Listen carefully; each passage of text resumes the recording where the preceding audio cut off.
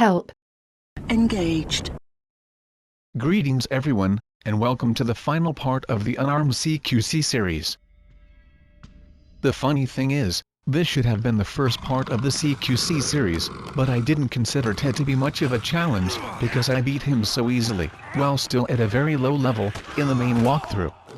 But, I was using a pretty powerful weapon then, the Defiler, so I suspected it might be a very different story, if fighting him unarmed. And to a certain extent, I was right. But Ted, although slightly harder when fighting him unarmed, is still pretty easy to beat. In fact, since he is mentally disabled, it almost feels wrong to beat up on him. But then again, he is feeding humans to the tiger, so f*** him, he deserves to get his ass kicked.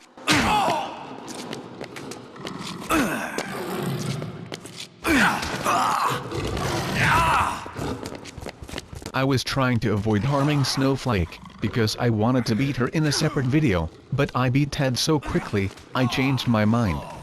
So both of them will be beaten, in this video.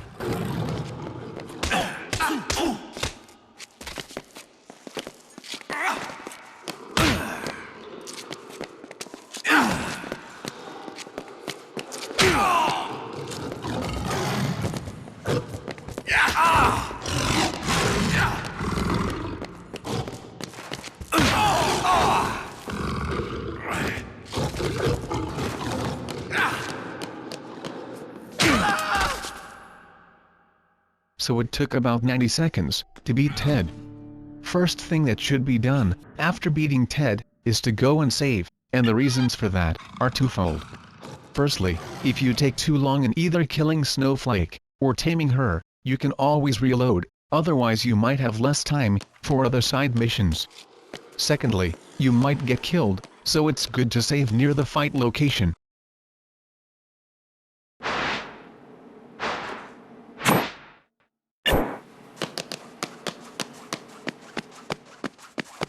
Okay, so now I will show you a very easy way to beat Snowflake.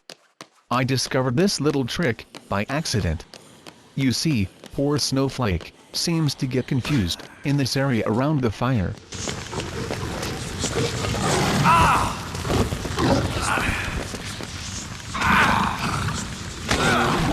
Once she gets stuck, we can proceed to beat on her ass at our leisure, with only a few pesky zombies to occasionally bother us.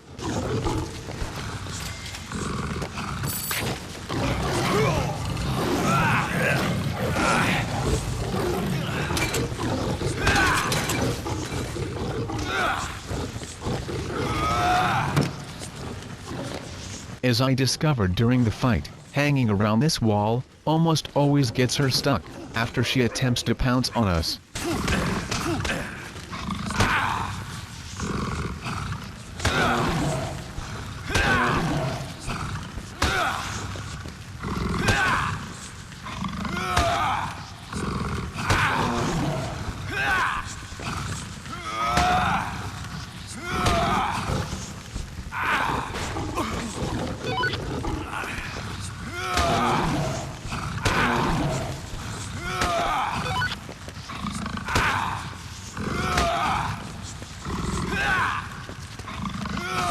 Like I said before, I discovered this little trick purely by chance.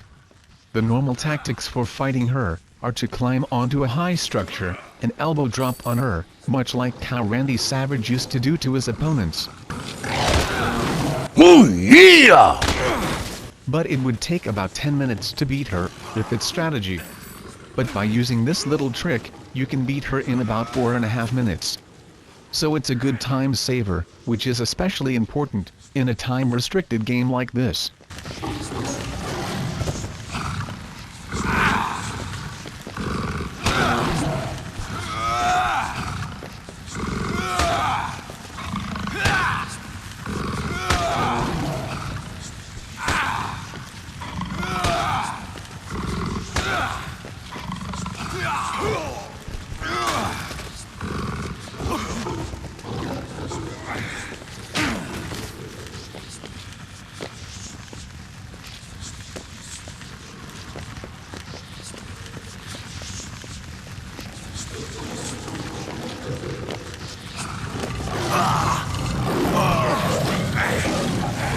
bad kitty. Now face the wall as punishment, so that I can beat up on you some more.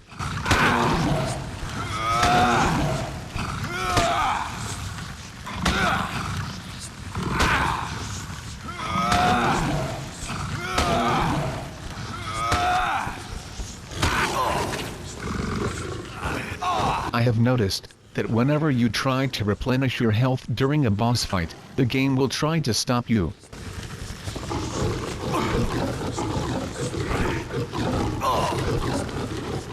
So don't wait until your health gets down to 1 bar, or you might end up regretting that decision.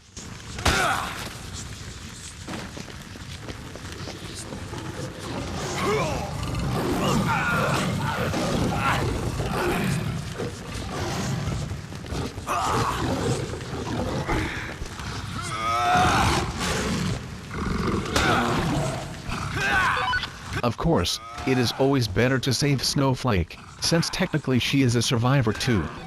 And if you want to know the quickest way to do that, see part 6 of the main walkthrough for this game.